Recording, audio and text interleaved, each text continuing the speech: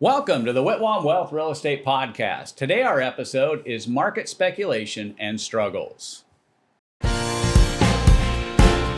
Welcome to the Whitwam Wealth Real Estate Podcast with Scott Whitwam, your blueprint to financial abundance. Settle in as we explore the mindset and methods for wealth building through real estate. So talk a little bit about that center and how it makes a difference for you, Brian.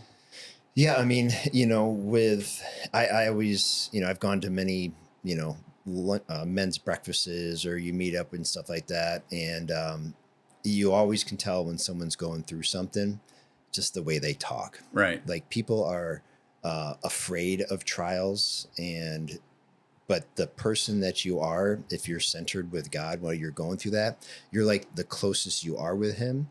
So even though things are rocky, you feel okay because you just the trust that you have in him. Mm-hmm. And I personally, I always ask God, I'm like, I love the way I am when I'm going through a trial because I feel close to you, but when things are going really well, how can I still be close to God? That I always ask him that as a challenge because recently we're reading A.W. Tozer. Have you ever? He is deep. Oh yeah. And I love his book, The Pursuit of God. Yeah. We bought the one that's the 3-in-1. Okay. Yeah. It's the knowledge of God. Yeah. And whatever. But yeah, he is very insightful. His outlook on God is just amazing. And it's like, I'm the more whatever I'm reading and what I'm personally learning is, just that the stuff in the Bible, how really true it is. Right. And then you have people who don't understand because we can't comprehend the God. They come up for excuses and reasons why everything happens when the Bible, to me, it's true. Right. It's the way things are. God created the heavens and earth, created light, created human. Right. Like everything he says, we all want to put like, oh, well, maybe one day was 1,000 years to God. How about One day how was about one it day. is what it is? Because if he Yeah. is God and he's always been, he always will be, and he is going to be forever, like why would he not be able to do that? Right.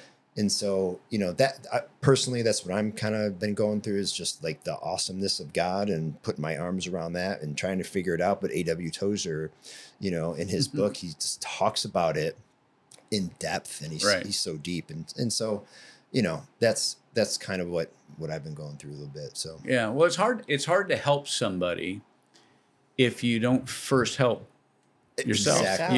You've got to be able to have something you can give to somebody. Yeah. And this gets back to that age-old argument that it permeated itself in our society today about rich people. Well, rich people provide jobs, right? Yeah. So take all the money from the rich people, then who's going to provide the jobs? Then your only answer is government, which a lot of people look to as their God. Government will provide for my food. Government will provide for my money. But really, it's about us building ourselves so that we're in a position to be able to give into every good work, to be able to help people, to be able to elevate people. But we have to first deal with ourselves. Yeah. I can't counsel you about right things if I haven't first learned myself right things. Yeah. And that's why I call the Bible the manual for life. It is. I mean, when you buy a car, they put this big, thick manual in the glove box, right? Yeah. It's the manual for how that vehicle operates, everything you're supposed to do to it, when you're supposed to service it, all that rest of the stuff. Well, the Bible is the exact same thing for humanity, for the creation of God. The days we're supposed to rest, the exercise we're supposed to get, the way we're supposed to treat people. And it talks about money. There's hundreds and hundreds and hundreds of verses on money. Yeah, there's more verses about money than any other topic in the Bible. Really? Yeah. Yeah, more than prayer, more than love, more than salvation, more than any of that. The Bible talks about money. Yeah. Over 2,350 verses in the Bible about finances and money. Yeah, isn't that? So obviously, if that's the manual for life, money is very important. Yeah. Solomon said, money answers everything. Well, really, I mean, think about it. If you want to go on television and be able to tell people something, I don't care whether it's, talk program or education, whatever. But if you want to talk to people around the world, you need money to get on the satellite or put the satellite in the air. It takes money. If you want to build a building for your business, what does it take? It takes money. You want to hire employees, it takes what? It takes money. Yeah. So money can be a solution. You need medical care. I mean, it takes money. Doctors get paid and lawyers get paid and all of that stuff.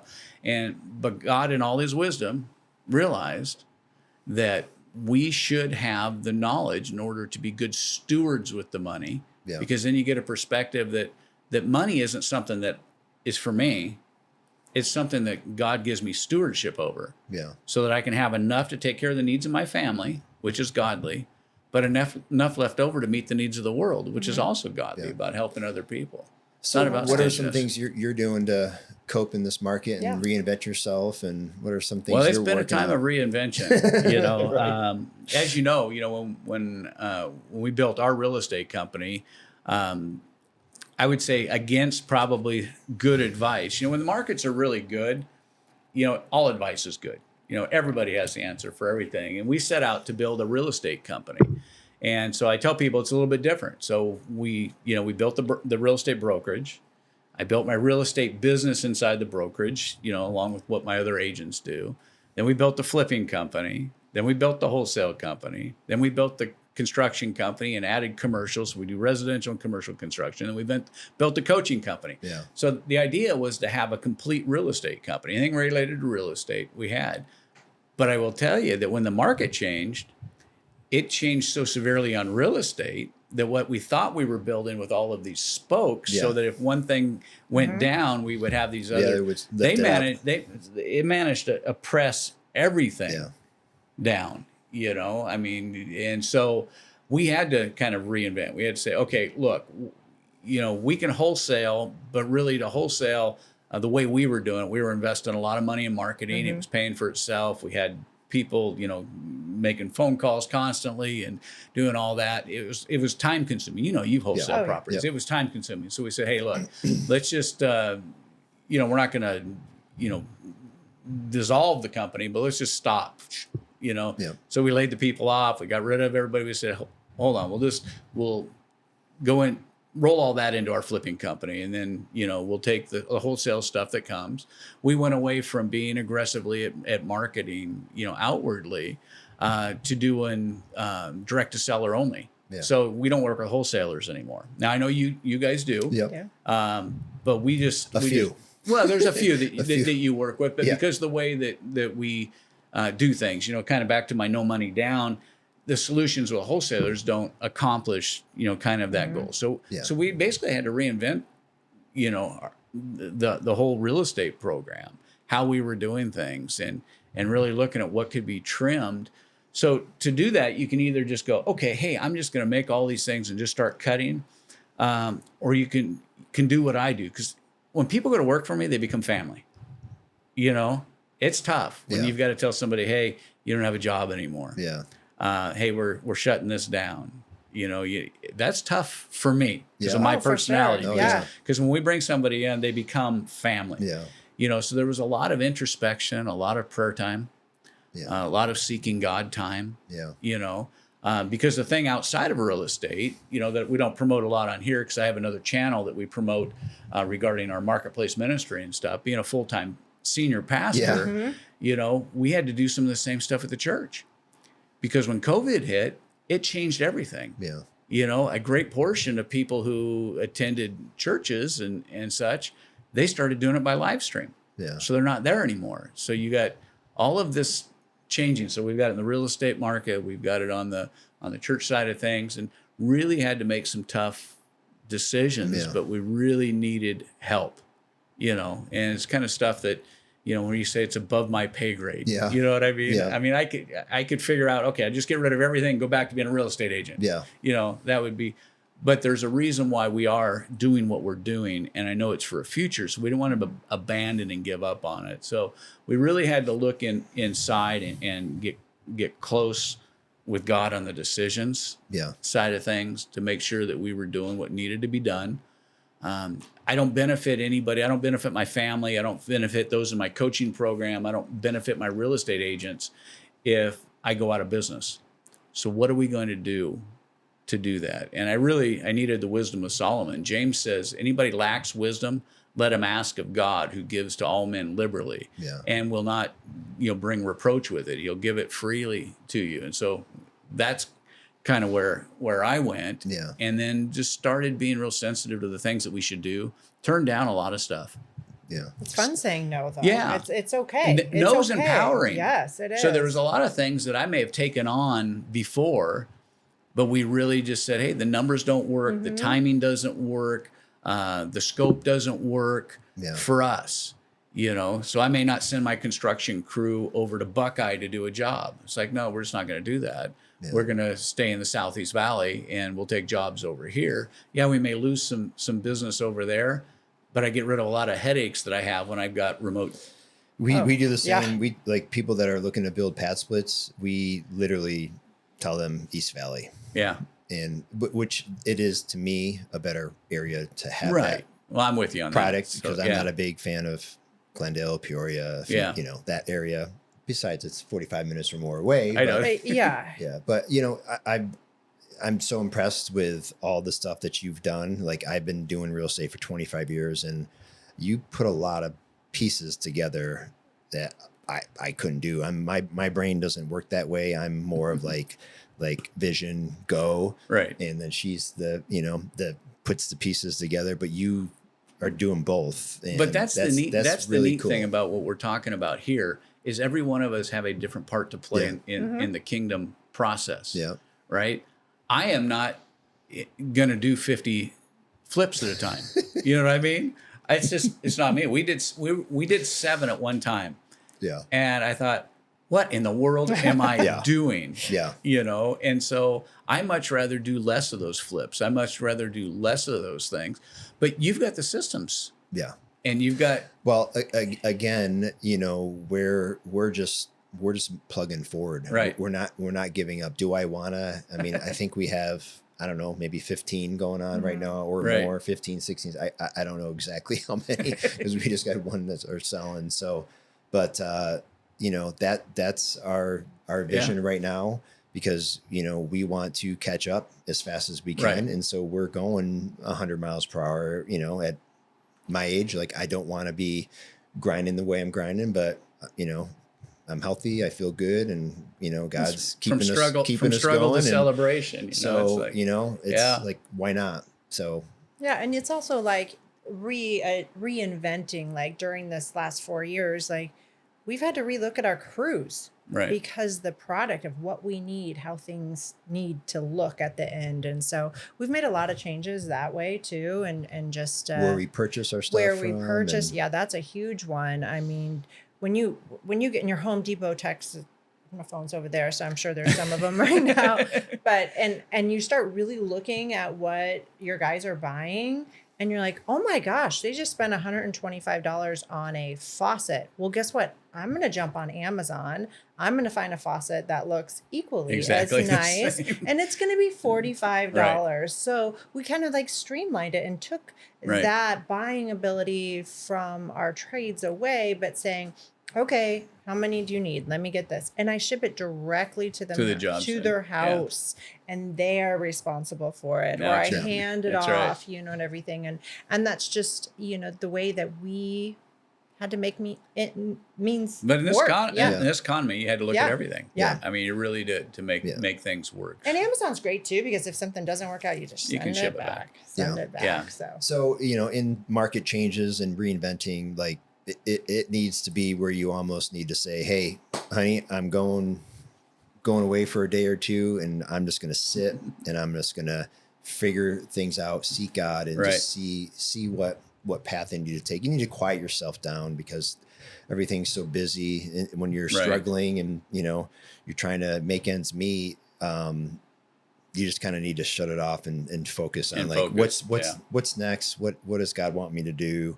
And seek him and stuff like that. So we've had a lot of moments like that. Yeah, and you had a good one just recently. I went away to Wisconsin. My son's moving to Madison. Okay. So Brian had a couple days by himself and he came back and his cup was full. I just read, journaled, he was so excited just seeking God. It's amazing when you get some quiet time. Yeah. I mean, I wrote a business plan on an airplane from here to Kona, Hawaii. Yeah. You know, I mean, it was a long flight. Yeah. So I just started writing, and everything that I had, because of all the busyness that happens when you're in the office, I just had this time.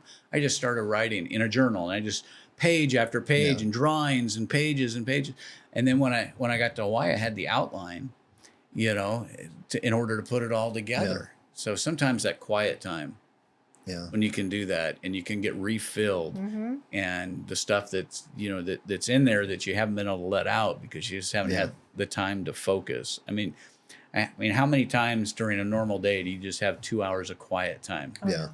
I know. Yeah. It's like, I mean, we have our mornings. When we you're have our mornings and stuff. But yes, you know, but we're still getting distracted. Those are and stuff like kind of that, more your focus on, you know, taking care and preparing for the day. Yeah. But just the other time. So, okay. So let's discuss one of a little section of writing that the Apostle Paul sent to the believers in Galatia, in Galatians chapter 6, 7 through 9. Now, I don't normally do this on this podcast, but I think it'd be really good because I think this will be very helpful. It doesn't matter whether you believe in God or not. The principles still remain. So Brian, verse 7 says, "Don't be deceived. God cannot be mocked. A man reaps what he sows." Why don't you give us a little bit of insight? Yeah, I mean, this verse is one of those where it has, it can be so positive, but it also can be a punch in the face. And it's kind of what we've been talking about with the market. You know, you if you ever just kind of took a step back and look back and you're like, how did I get here? Whether it's a relationship with your spouse, whether it's your body, your business. And so, you know, that verse, you reap what you sow. I look at it, you know, obviously the whole verse is based on God and what we're sowing and, you know, reading the Bible and learning his word and, you know, just how we're serving and obeying and all that stuff. That's what it's about. But if you look at it with business or with life, you reap what you sow. So, you know, the Bible that we have a Life Application Bible, NIV. And in the application, it says, do you think that someone's planting watermelon seeds and they get apples?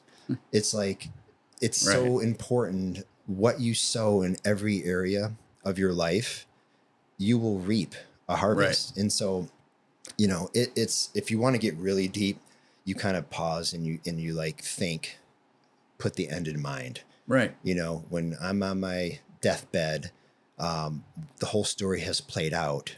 You know, what really matters is the relationships with your kids and your wife and, you know, all this other stuff doesn't matter. But when you take it from there and you go back to our age or when you're younger, it's all these little things that you're planting.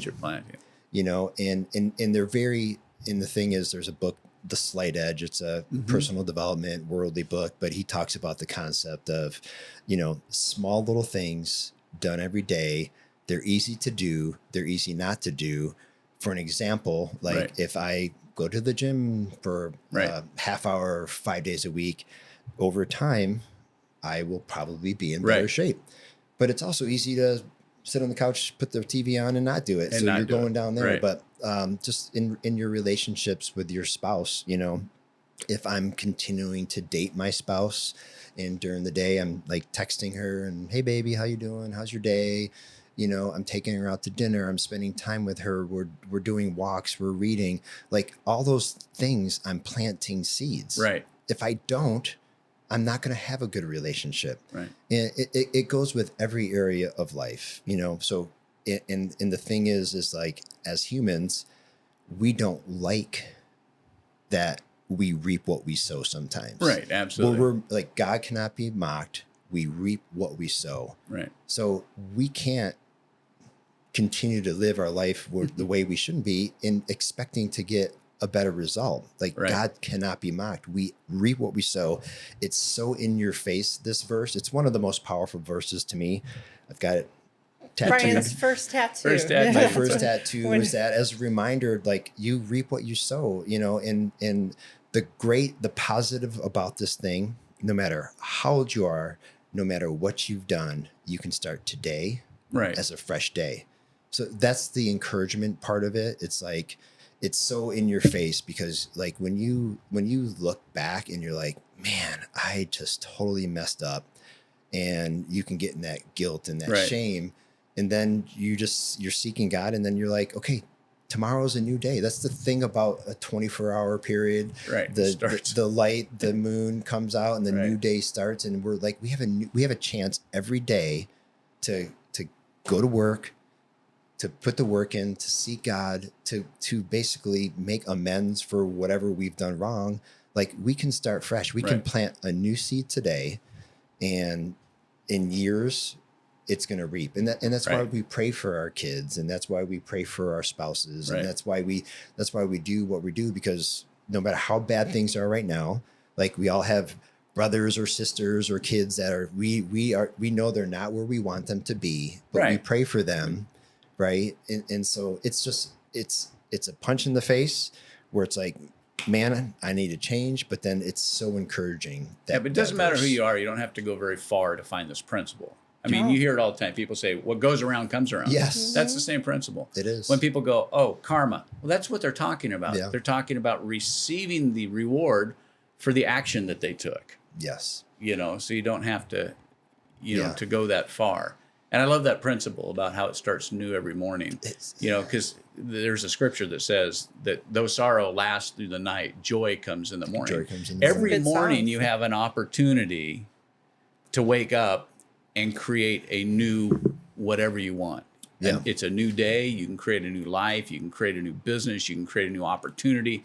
You can create a new relationship. Whatever it is you want to do, you have the ability to start afresh Yeah. if you choose to. If you Yeah. choose to. Problem is most people don't choose to. No. and it's choosing like what you're choosing to focus on. It's not the world. It's focusing on God while you're Right. planting your seeds. While you're planting your seeds. Because like you said, he's Yep. the giver of all the knowledge. Yep. Like being close to him is where we find our peace, our comfort, and our love. And so, yeah, I love that verse. Yeah. So That's a good It's one. digging deep, and you go to your car, you open up that glove box when you need to know how something works. That's right. Digging deep and going back to the Going Bible, back because to it. that's the manual for us. And when we're lost or had a bad day, start your day fresh, recreate It's yourself. got tons of examples, Gina, like you're saying, Yeah. of what things you should be sowing so you can reap the things that you want to grow. yeah. It's like Brian said, if you want apples, don't go plant a watermelon, watermelon. tree and expect watermelons, right. apples to grow on it. And it's Yeah. hard. Like, Scott, real quick, I'll probably ask you, you're the expert on it. So there are people out there that maybe just don't have, they're not maybe made that way where they can, put the work in or start fresh. Like they're stuck. Like, what would you say to them in that person who's just frozen, or maybe they're turning to booze or whatever instead of God? Like, what would you? Well, there's say a to them? principle. It's called transformation. We are to be transformed by the renewing of our mind. And for those of you who watch my channel very often, you'll see that I do mindset gems every week. We put them out. It's about the condition of your mind determines your destination in life. So when you're stuck and you're frozen, you've got to do something with your mind. You've got to change your mindset. You got to change the way it is. And the great thing about where we live today in this environment. So somebody may say, well, I'm an atheist. I'm agnostic. I don't want to read the Bible. I'm not interested in that. Okay, great. But there are a lot of self-help books. I just got done reading Stephen Covey's 7 Habits of Highly Effective People. Yeah. Just got done reading Maltz's book on cybernetics. I mean, there's lots of things out there, lots of books out there that have the principles. Here's the really interesting thing. And I've been to secular and religious seminars, but for businesses.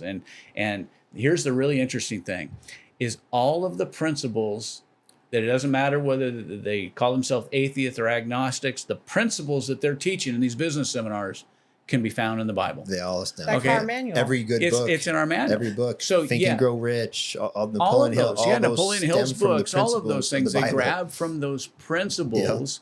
And so what I'm saying, I guess, to your question is just go grab one of these books. I mean, Think and Grow Rich is a great place to Yeah. start. If you're stuck, if you're like, I don't even know what step to take, and you don't want to go and read the Proverbs of Solomon, go get a book like Napoleon Hill's book. Go get a book like Stephen Covey's book. Yeah. There are lots of books out there that can help you start to think differently, because it's the old Einstein quote, to continue to do what you've always done and expect a different result is insanity. Yeah. And that's what happens when people get stuck. They think this is where they're stuck. They continue to do the thing that got them stuck, and they continue to stay stuck, when their transformation, their relief, their way out of that prison is only a decision away. Yeah. By changing That's somebody's funny mind. that you said that. And I totally, that's awesome. And I noticed when, if we're in a disagreement, which some, it happens, we're humans, we both can find each other sitting in a chair reading a book, the Bible typically, or another book, but and you do that, and then your mind's off your problems a little bit. You get this healthy little, where you're like, okay, I feel better. It calms you because you're renewing your mind. Right. Right. And then you're like, okay, we're back. We're Yeah. back. Let's talk about this now. I found that out, whether I'm dealing with investors, whether I'm dealing with people in counseling sessions, doesn't matter whether it is, that if I can get them to agree to take a step to transform their mind, I can get them from where they are to where they want to be. Yeah. But if they won't make that choice, if they won't make that decision to transform it, then they'll continue to sow seeds that got them in the place where they are, because they'll continue to produce the same crop. Yeah. And so, Well, it's like what Einstein said. Yeah. Like, it is exactly, you reap what you sow. Exactly what he said, just in a different words. and it's fun. And sometimes you have to reach those individuals, Right. not from a biblical point of view. Right. You have to know, have some certain individuals in my life, my children, that I have to know what type of words to use that would resonate with them. If I start quoting scripture for them, they're going to shut it off, even though we're planting little seeds and stuff. But if I were to start quoting Einstein, then their eyes perk up. And then you can kind of tie that in all together. You got to get them in that mindset. You can start quoting some of the great philosophers and Einstein, because, but here's the greatest, the greatest person who ever lived and was the best at doing this was Jesus. Yeah. He told people exactly what was in the Torah, the Old Testament, in parables, and they didn't understand it, but they would listen to it because they weren't offended by it. They weren't. And so sometimes, and that's why I say, for me, I think the Bible has the best answer, but not everybody's going to go read the Bible. So go find that self-help book that you will read that has the principles in it that will help to change your mind. It's just the same way you just tell a different parable to your children with the same principles, but they listen because they think it's coming from a perspective that they already agree with. Yeah. And it can help transform Yeah, the situation. and we all have people in our life where you just feel bad. They're stuck. And obviously if it's family, sometimes it's hard for us to be that messenger of come on, get your crap together, read the Bible, go to church, stop doing this, stop doing this.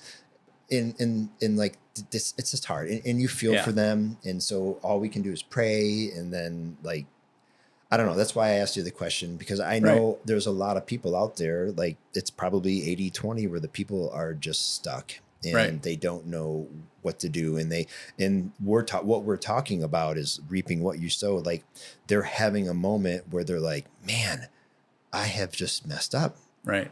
And so we call that, remember the day of disgust? The day of disgust that we talked about, It's just the hope of that person out there, that they can, hopefully find some encouragement by what we're talking about. We've all, we've all messed up and we've all made those mistakes.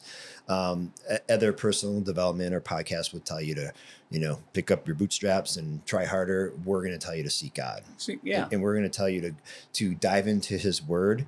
And I don't care what you say, I will 100% guarantee you that, you will be in a better place a year from now if you read scripture every day. It's just, I will guarantee you that. I will put that stamp on there. Brian's stamp of approval. Guarantee. I guarantee it. And so, that person, that I have a heart for that person. Yeah. Well, and I Because- couldn't walk. My mom helped me take my first step, right? Yes. When you're a baby, that's how it works. So Yes. you got to take that first step. All right. Verse 8. Okay. All right. We still got 2 more verses to I go here. know, Galatians. I know. The one who sows to please his sinful nature, from that nature will reap destruction, and the one who sows to please the Spirit, from the Spirit will reap eternal life. And so let me jump on this one. Yeah. There are things that we can do that bring positive results, and there's things that we can do that bring negative results. Now, when you're 20 years old, you don't care, right? You're going to live forever. You're 20, it's back. I mean, obviously, a lot of kids are sowing their oats. Yeah. Their party days, their college, frat days, all The those. world revolves around that. The world revolves around them. And so they make a lot of decisions that are destructive to their long term, Yeah. right? If we had all of the knowledge that we have now, when we were 18, Oh, we would have created an entirely different life, We right? would have. I mean, Yeah. I don't know anybody who absolutely. is not in that place. So when we take actions that don't benefit not only ourselves but others, we end up reaping those. They come back to us. One of the things that we just did this morning, we shot one of our mindset gems this morning, and we were talking about that very thing, about taking the right actions in life.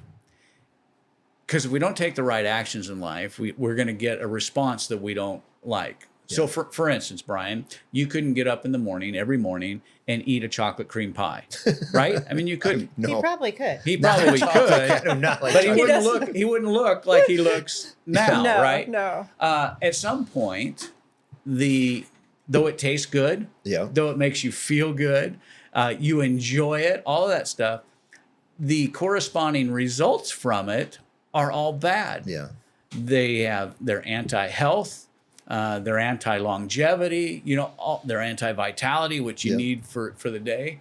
And that's what a lot of people are doing, though. Yeah. They get up in the morning and, they take some action. My mom, she smoked until she was in her 40s, right? She got up in the morning, first thing she'd do was light a cigarette. Yeah. In fact, I've seen 2 people in the last week out doing health walks smoking. I'm like, why are you enduring this heat to try to get healthy and smoking? But the reality is, it's a choice that they made. Mm-hmm. Now, I understand addictions and all of that kind of stuff, but at some point, you've got to make a decision that the action you're going to take today is going to bring about a corresponding better action. And so, we make the decision: do we get the biggest plate in the restaurant and tell them to fill it with food and we eat it Yeah. all? I mean, man, when I was in my 20s, I would. Yeah. You give me a 20-ounce steak, baked potato with Yeah. bacon on it, and Yeah. everything else that went with it. Yeah. And then I would have dessert, right? Oh, but the dessert is so good. It is so good. But I can't do that now and expect to be healthy. I have to take healthy actions. So, I eat sandwiches with no bread, Yeah. right? Yeah. I eat vegetables regularly. Yeah. I try to avoid, sweets. It seems like everybody's having birthday parties all around. Yeah. You're like, Yeah. okay, I'll have a bite just to not offend you, but that's it. But that's it too, though, because you're you saying know. I don't eat it, but you can. You can. in moderation. In If you moderation. think about everything in moderation. Yeah. So instead of eating that full chocolate cake, I'm going to have a sliver of this. Right. And when I was a everything. teenager, I would have a piece of chocolate cake, and then I'd see everybody had a piece and there was more left, and I'd go get another piece, Yeah.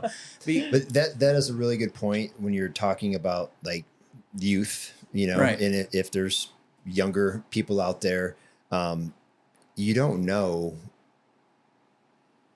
that something may be addictive to you, whether it's Right. food or drug. I remember when Zach was little, my son, I'd drive him around, look at houses and stuff. And you go to Phoenix and there's homeless people.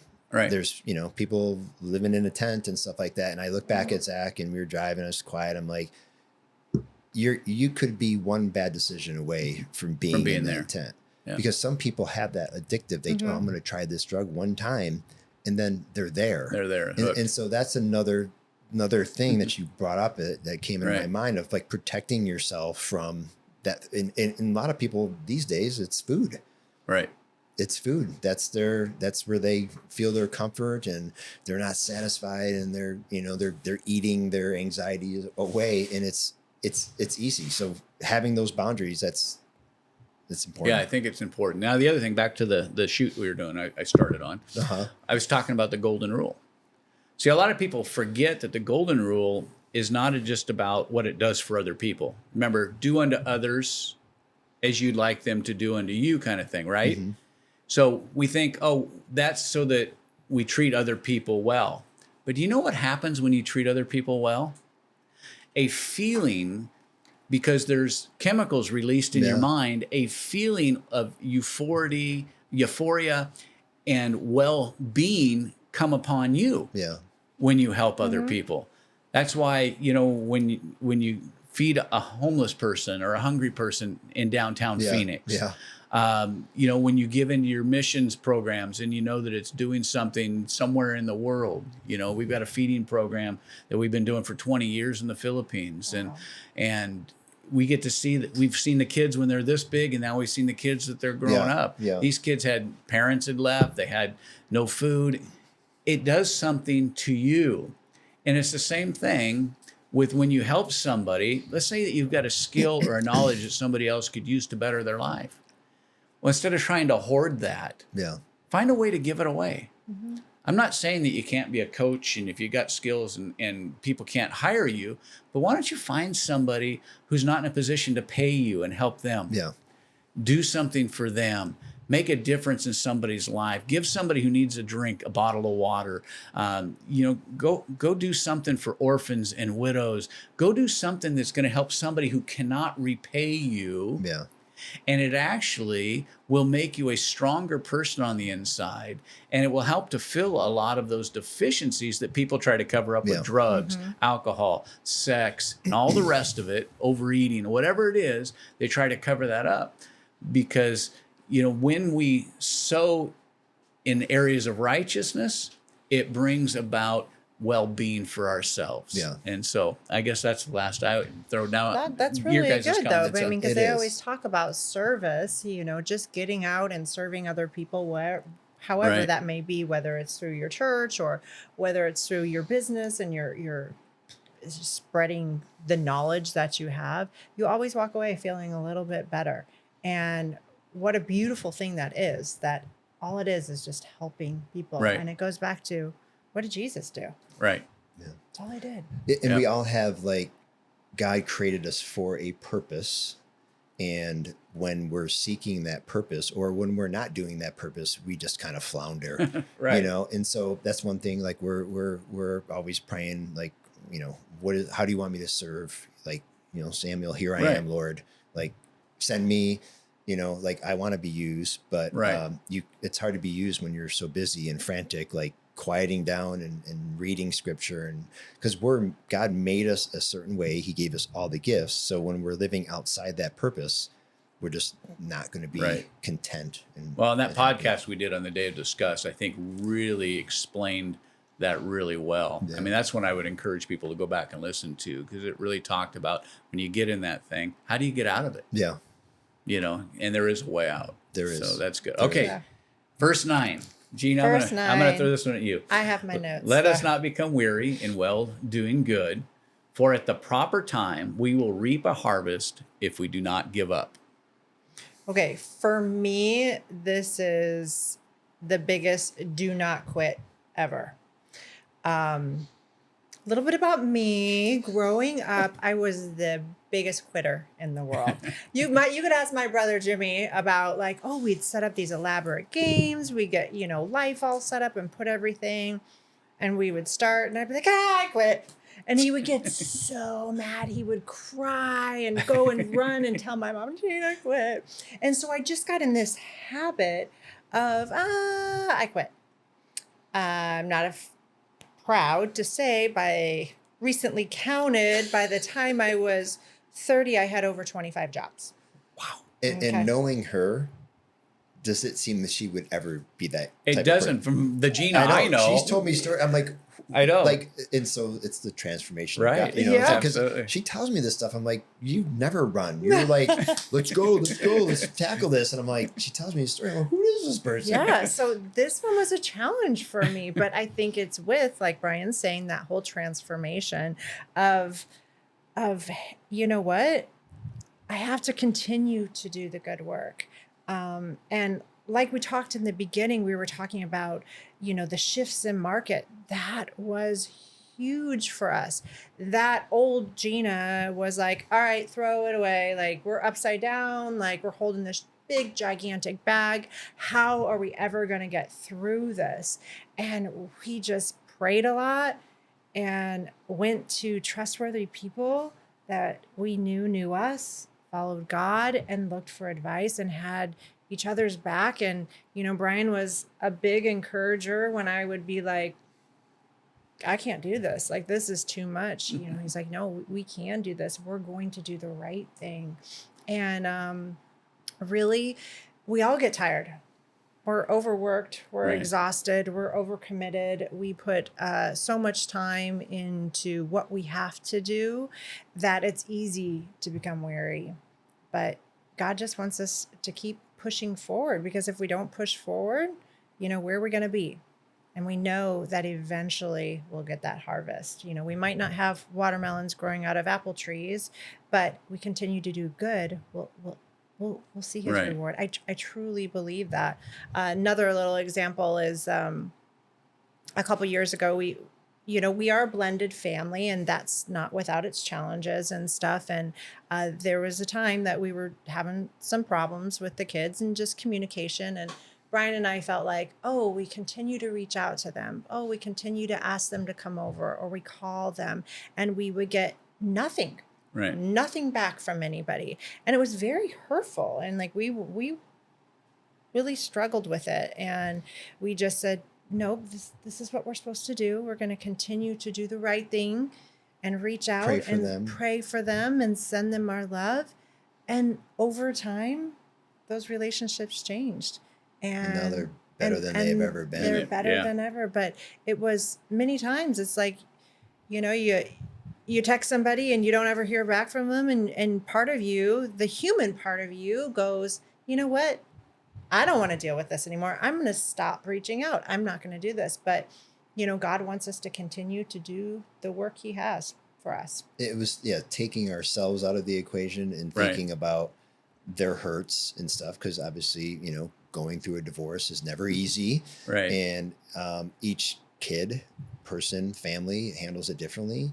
And so we just loved them, prayed for them, and, you know, we're around when we could be and there when they needed. And then now it's, you know, I feel that we're like closer than we've ever been. And it's so many magical just blessings that you get from that. So, yeah, one of the greatest quotes I ever heard was a friend of mine. Well, I'll say acquaintance of mine. He was being interviewed, and he was asked that with the type of organization that he had, all of these other people who had come and gone out of business, but that he managed to flourish when others couldn't.